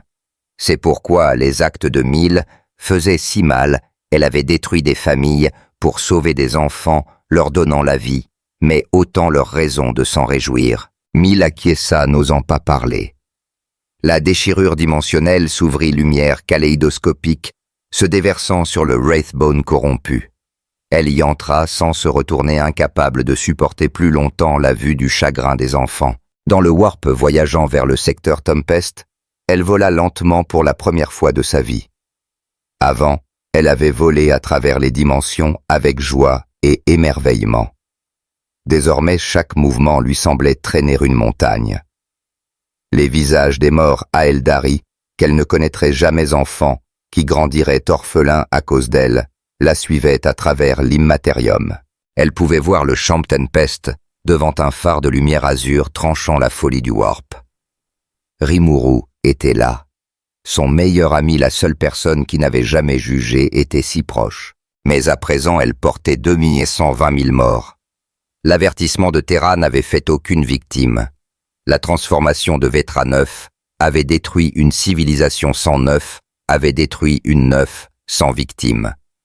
Mais Nalir était différent. Ces 4 millions d'âmes n'étaient pas mortes par ricochet ou accident. Elles étaient mortes parce que 1000 avaient choisi de se battre, choisi d'intervenir, choisi de laisser la rage contrôler sa puissance. « Je suis un monstre », chuchota-t-elle au warp vide dans sa langue ancienne. « Je suis un monstre. Et maintenant je dois dire à Rimuru que oui. » Devant le champ Tempest l'appelait. Foyer, sécurité, Rimuru.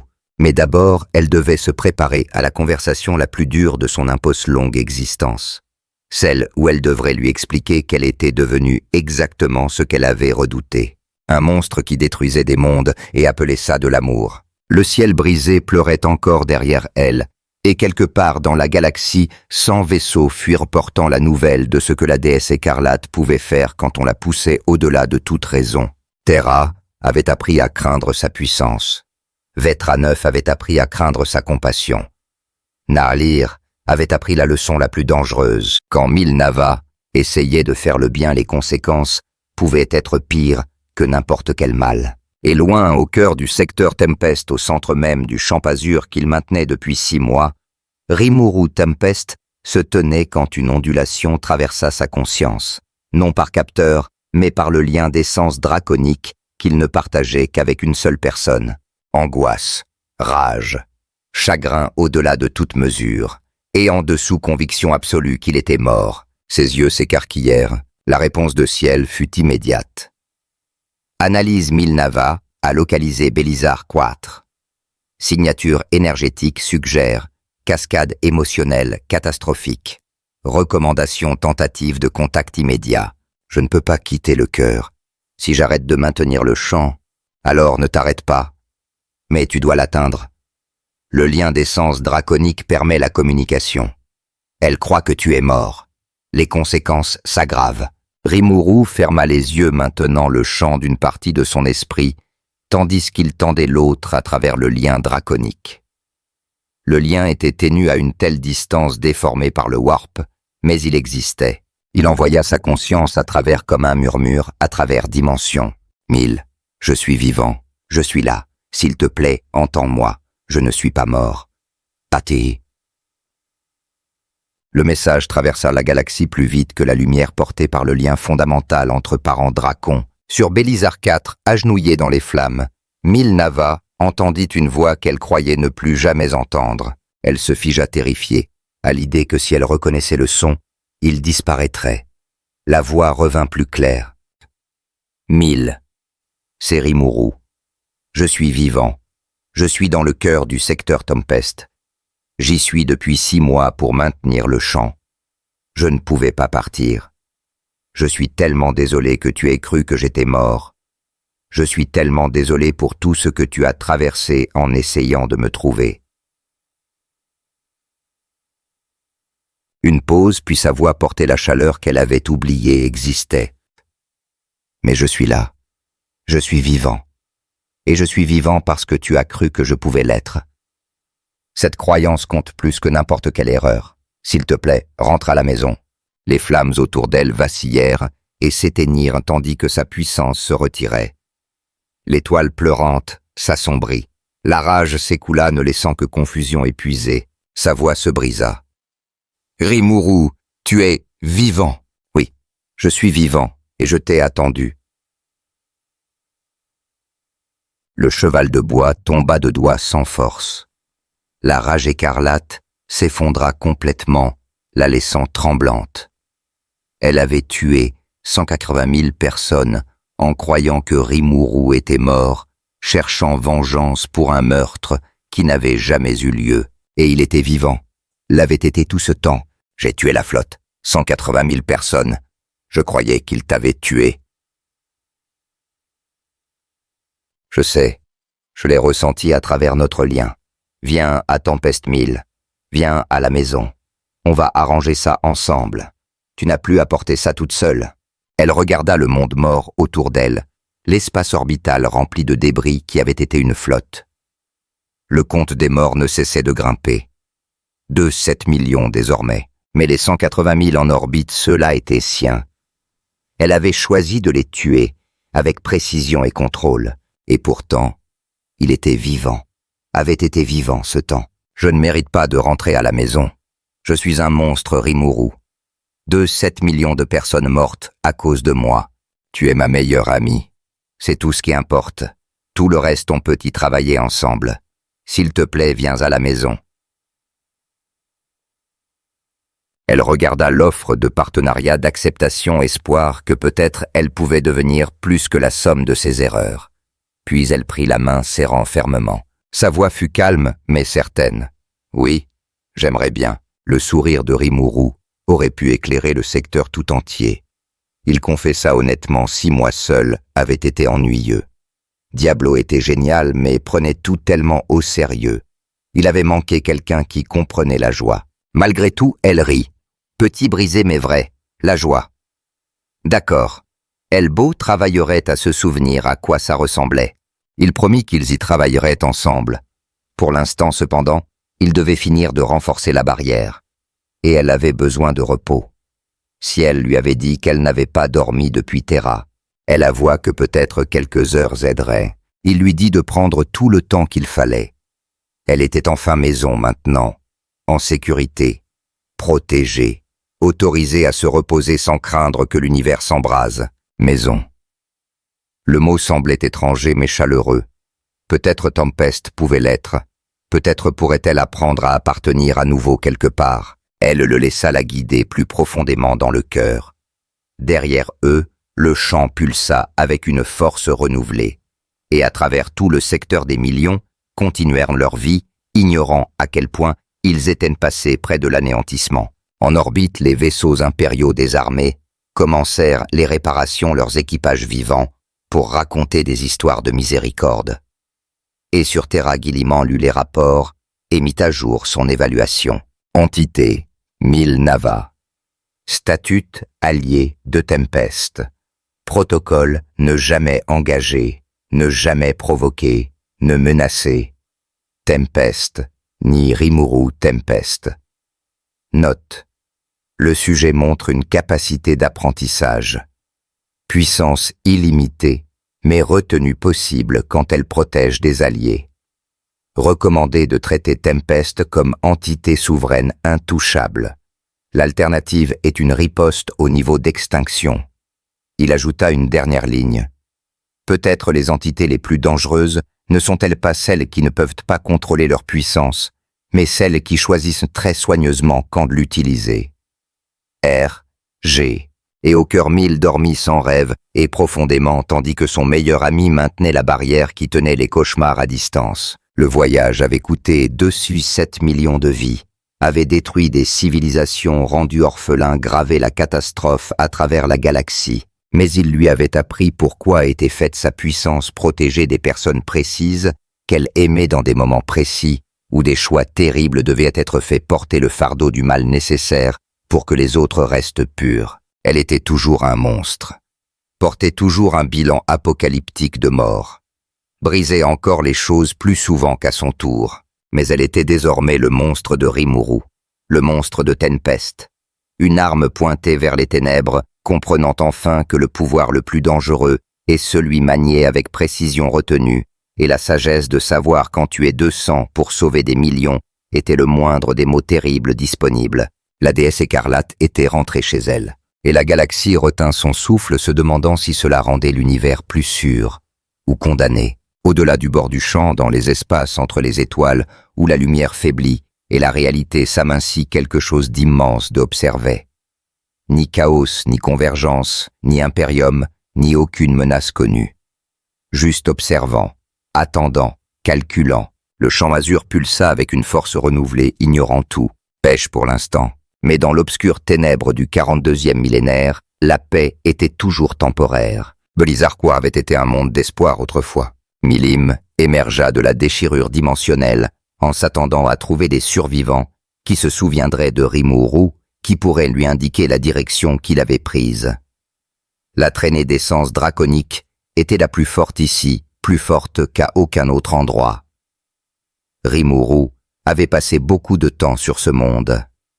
La signature était récente, vibrante, indubitable.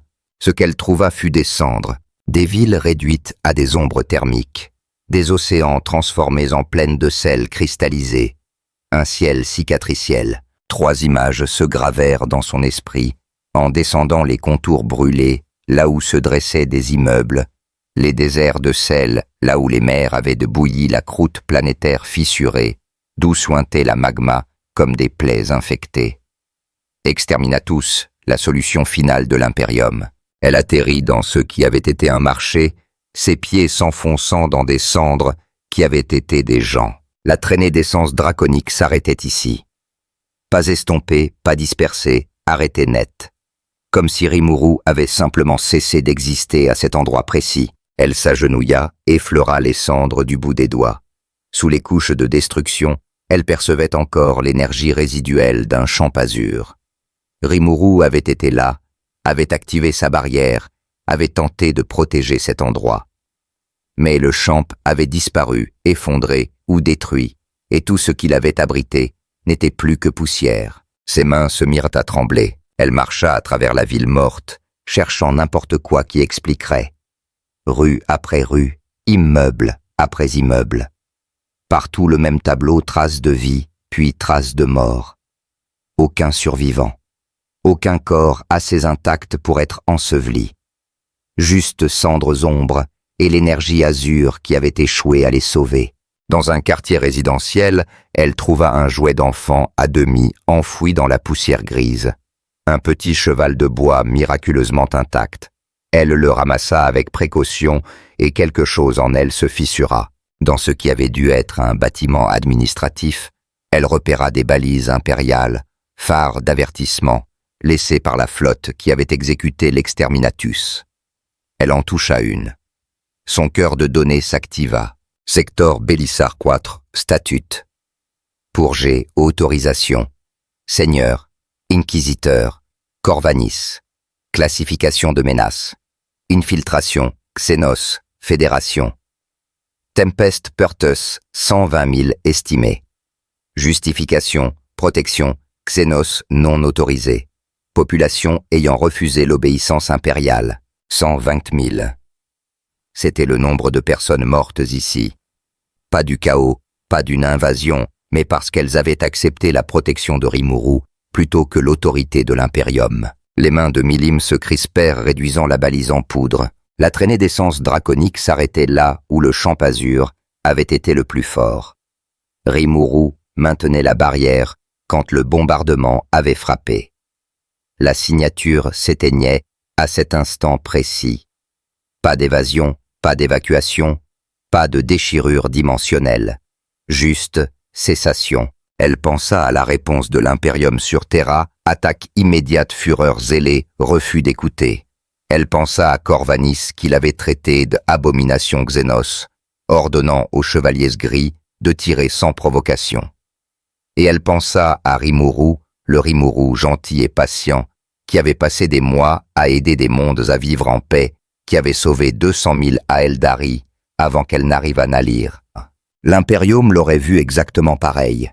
Menace Xenos, quelque chose à détruire. Si elle y était arrivée un jour plus tôt, serait-il encore en vie? Cette pensée unique empoisonna chaque inspiration. Un jour, des heures, des minutes. La différence entre le trouver en train de maintenir le champ et trouver des cendres. Les souvenirs affluèrent. Leur première rencontre. Découvrir que malgré sa puissance, il préférait la diplomatie à la destruction. Ces moments tranquilles à Tempest, où il avait tenté de lui apprendre le contrôle avec une patience inébranlable. La façon dont il l'avait appelée « amie », sans hésiter, sans juger, sans peur.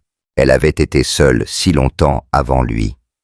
Des siècles d'isolement après la mort de Gaïa trop puissante pour que quiconque s'approche sans terreur. Rimuru avait été le premier en une éternité à la voir comme Milim, pas comme la destructrice.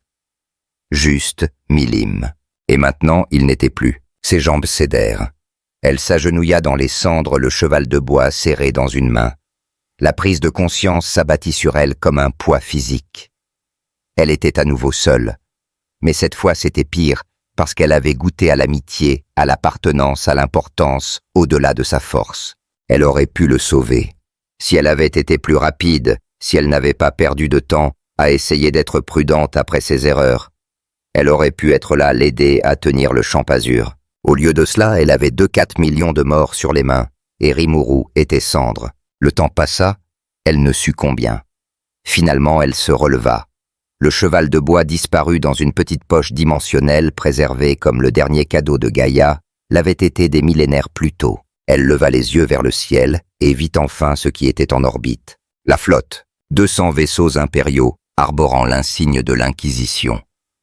En position au-dessus de Bélizar IV, surveillant le monde mort. La flotte qui avait lancé les torpilles cycloniques. La flotte qui avait tué 120 000 personnes. La flotte commandée par Corvanis, le même homme qui l'avait attaqué sur Terra. Quelque chose en Milim changea. Ne se brisa pas cela, s'était déjà produit à Nahlir. Ne se fissura pas cela, s'était produit à Vetra-9.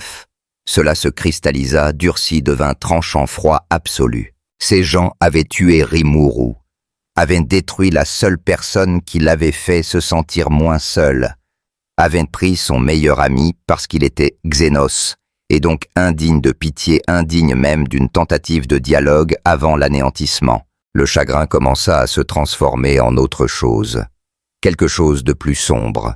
Toute la douleur, la culpabilité, la frustration et la perte accumulée se condensèrent en un unique point brûlant.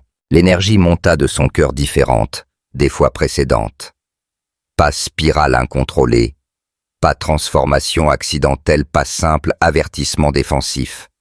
Cela était délibéré, focalisé, froid malgré la fureur incandescente. Ses yeux passèrent du bleu au rouge écarlate et y restèrent en se stabilisant en une couleur plus profonde que le sang. La rage écarlate n'était pas une technique, mais un état d'être ancien, au-delà de toute mesure, un héritage des vrais dragons que Milim n'avait jamais pleinement utilisé parce qu'elle n'en avait jamais eu besoin.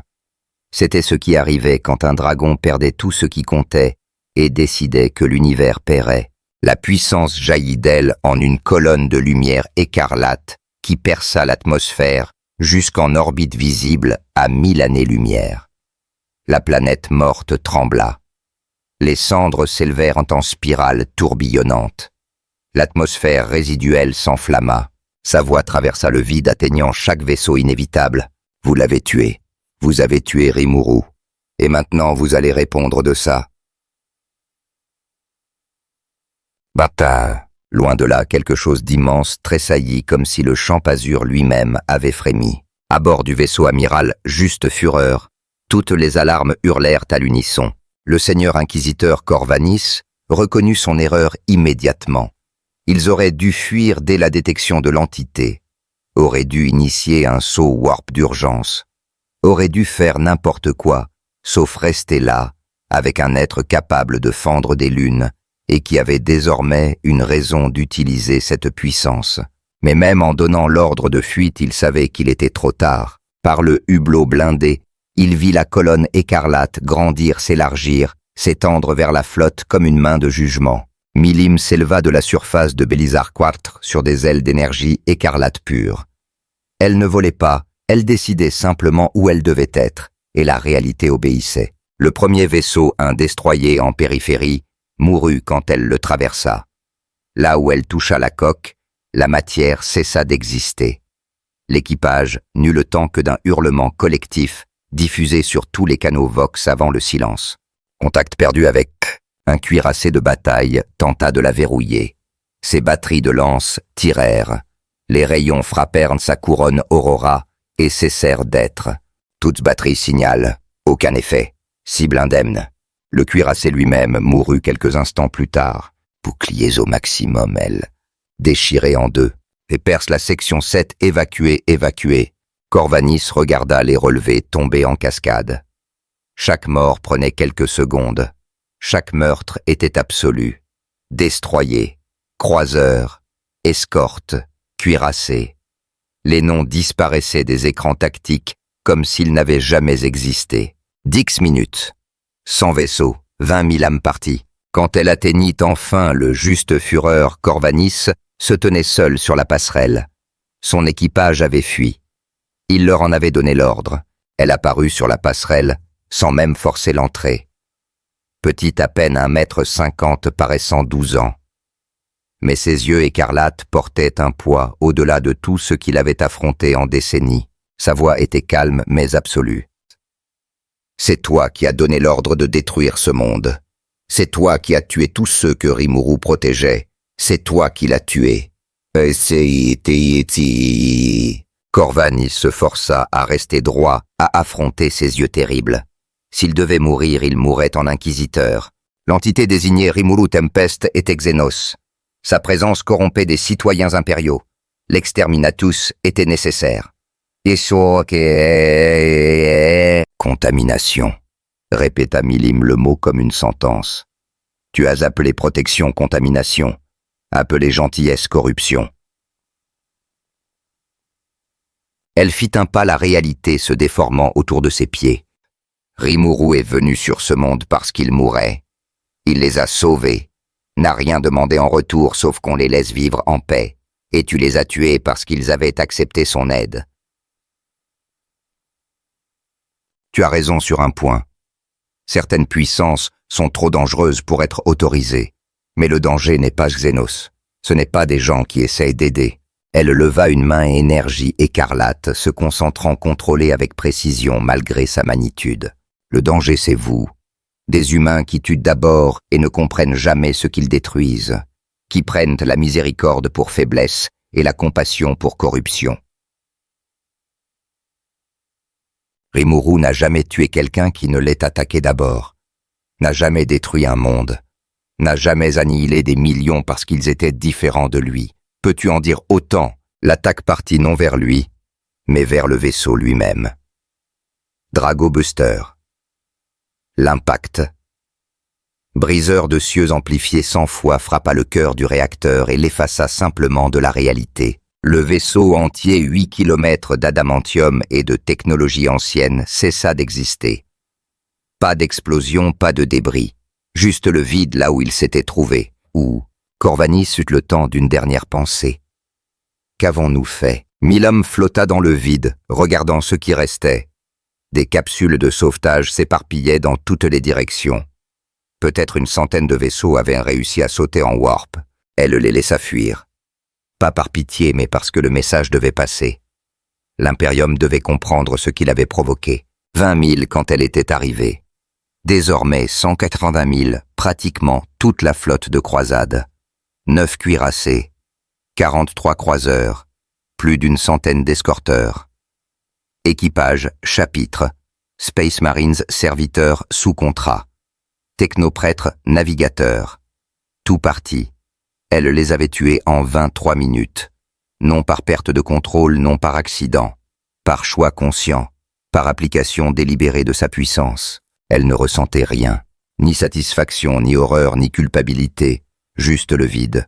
Son cœur ralentit jusqu'à devenir indistinguable du silence. Même respirer semblait une imitation de vie, quelque chose fait, parce que les corps sont censés respirer, pas parce qu'elle en avait besoin. L'engourdissement divin s'abattit sur elle comme un linceul, l'isolant de l'ampleur de ce qu'elle venait de faire.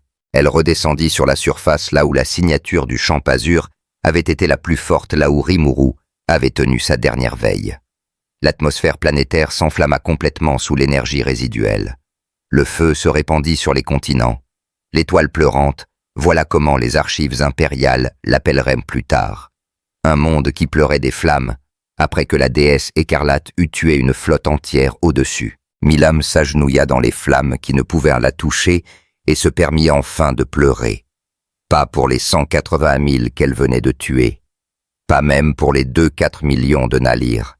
Elle pleura pour Rimuru, pour Gaïa, pour chaque personne qui avait essayé de la voir autrement qu'une arme. Elle pleura d'être arrivée trop tard, d'être trop dangereuse, trop brisée pour sauver ceux qui comptaient. Tata, loin, très loin, au plus profond du cœur du secteur Tempest, quelque chose d'impossible se produisit. Rimuru Tempest se tenait au centre du champ azur quand une ondulation traversa sa conscience. Pas par les capteurs, mais par le lien d'essence draconique qu'il ne partageait qu'avec une seule personne. Angoisse, rage, chagrin au-delà de toute mesure, et en dessous conviction absolue qu'il était mort. Ses yeux s'écarquillèrent. La réponse de Ciel fut immédiate. Analyse Milim Nava a localisé Bélizar 4. Signature énergétique suggère cascade émotionnelle catastrophique. Recommandation tentative de contact immédiat. Je ne peux pas quitter le cœur. Si j'arrête de maintenir le champ, alors ne t'arrête pas. Mais tu dois l'atteindre. Le lien d'essence draconique permet la communication. Elle te croit mort. Les conséquences s'aggravent. Rimuru ferma les yeux maintenant, le champ d'une partie de son esprit, tandis qu'il tendait l'autre à travers le lien draconique. Le lien était ténu à une telle distance déformée par le warp, mais il existait. Il envoya sa conscience à travers comme un murmure, à travers dimensions. Milim, je suis vivant. Je suis là. S'il te plaît, entends-moi. Je ne suis pas mort. Le message traversa la galaxie plus vite que la lumière portée par le lien fondamental entre parents draconiques. Sur Bélizar 4, agenouillé dans les flammes, Milim Nava entendit une voix qu'elle croyait ne plus jamais entendre. Elle se figea terrifiée à l'idée que si elle reconnaissait le son, il disparaîtrait. La voix revint plus claire. Milim, c'est Rimuru. Je suis vivant. Je suis dans le cœur du secteur Tempest. J'y suis depuis 6 mois pour maintenir le champ. Je ne pouvais pas partir. Je suis tellement désolé que tu aies cru que j'étais mort.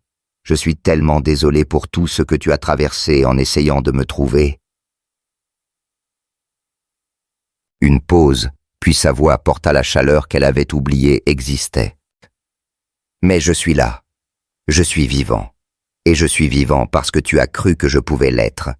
Cette croyance compte plus que n'importe quelle erreur. S'il te plaît, rentre à la maison. Les flammes autour d'elle vacillèrent et s'éteignirent, tandis que sa puissance se retirait. L'étoile pleurante s'assombrit. La rage s'écoula, ne laissant que confusion épuisée. Sa voix se brisa. Rimuru, tu es vivant. Oui, je suis vivant, et je t'attendais. Le cheval de bois tomba de doigts sans force. La rage écarlate s'effondra complètement, la laissant tremblante. Elle avait tué 180 000 personnes en croyant que Rimuru était mort cherchant vengeance pour un meurtre qui n'avait jamais eu lieu. Et il était vivant. L'avait été tout ce temps. J'ai tué la flotte. 180 000 personnes. Je croyais qu'il t'avait tué. Odion. Je sais. Je l'ai ressenti à travers notre lien. Viens à Tempest 1000. Viens à la maison. On va arranger ça ensemble. Tu n'as plus à porter ça toute seule. Elle regarda le monde mort autour d'elle, l'espace orbital rempli de débris, qui avait été une flotte. Le compte des morts ne cessait de grimper. 2,7 millions désormais. Mais les 180 000 en orbite, ceux-là étaient siens. Elle avait choisi de les tuer avec précision et contrôle. Je ne mérite pas de rentrer à la maison. Je suis un monstre Rimuru. 2,7 millions de personnes mortes à cause de moi. Et Sowa Omnadisi Dali, tu es ma meilleure amie. C'est tout ce qui importe. Tout le reste, on peut y travailler ensemble. S'il te plaît, viens à la maison. Elle regarda l'offre de partenariat d'acceptation espoir que peut-être elle pouvait devenir plus que la somme de ses erreurs. Puis elle prit la main serrant fermement. Sa voix fut calme mais certaine. Oui, j'aimerais bien. Le sourire de Rimuru aurait pu éclairer le secteur tout entier. Il confessa honnêtement, 6 mois seul avaient été ennuyeux. Diablo était génial mais prenait tout tellement au sérieux. Il avait manqué quelqu'un qui comprenait la joie. Malgré tout, elle rit. Petit brisé mais vrai. La joie.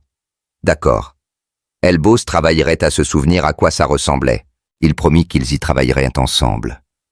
Pour l'instant, cependant, il devait finir de renforcer la barrière.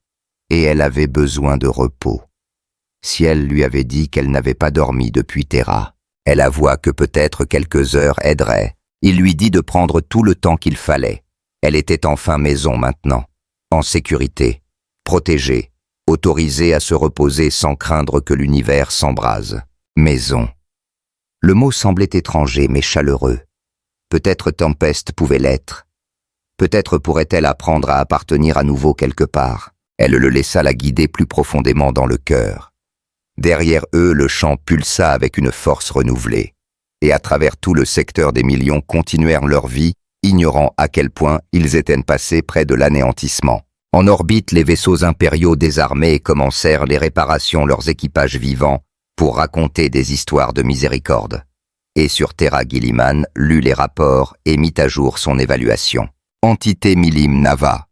Statut allié de Tempest. Protocole ne jamais engager, ne jamais provoquer, ne menacer Tempest ni Rimuru Tempest. Note. Le sujet montre une capacité d'apprentissage. Puissance illimitée, mais retenue possible quand elle protège des alliés. Recommandé de traiter Tempest comme entité souveraine intouchable. L'alternative est une riposte au niveau d'extinction. Il ajouta une dernière ligne.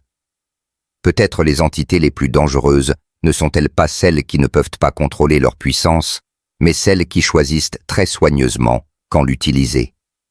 Hergé, et au cœur 1000 dormit sans rêve et profondément, tandis que son meilleur ami maintenait la barrière qui tenait les cauchemars à distance. Le voyage avait coûté 2,7 millions de vies, avait détruit des civilisations rendues orphelins, gravé la catastrophe à travers la galaxie. Mais il lui avait appris pourquoi était faite sa puissance, protéger des personnes précises qu'elle aimait dans des moments précis, où des choix terribles devaient être faits porter le fardeau du mal nécessaire pour que les autres restent purs. Elle était toujours un monstre, portait toujours un bilan apocalyptique de mort, brisait encore les choses plus souvent qu'à son tour, mais elle était désormais le monstre de Rimuru, le monstre de Tempest, une arme pointée vers les ténèbres, comprenant enfin que le pouvoir le plus dangereux est celui manié avec précision retenue et la sagesse de savoir qu'en tuer 200 pour sauver des millions était le moindre des maux terribles disponibles. La déesse écarlate était rentrée chez elle, et la galaxie retint son souffle se demandant si cela rendait l'univers plus sûr ou condamné. Au-delà du bord du champ dans les espaces entre les étoiles, où la lumière faiblit et la réalité s'amincit, quelque chose d'immense observait. Ni chaos, ni convergence, ni impérium, ni aucune menace connue. Juste observant, attendant, calculant. Le champ azur pulsa avec une force renouvelée, ignorant tout. Pêche pour l'instant, mais dans l'obscure ténèbre du 42e millénaire, la paix était toujours temporaire.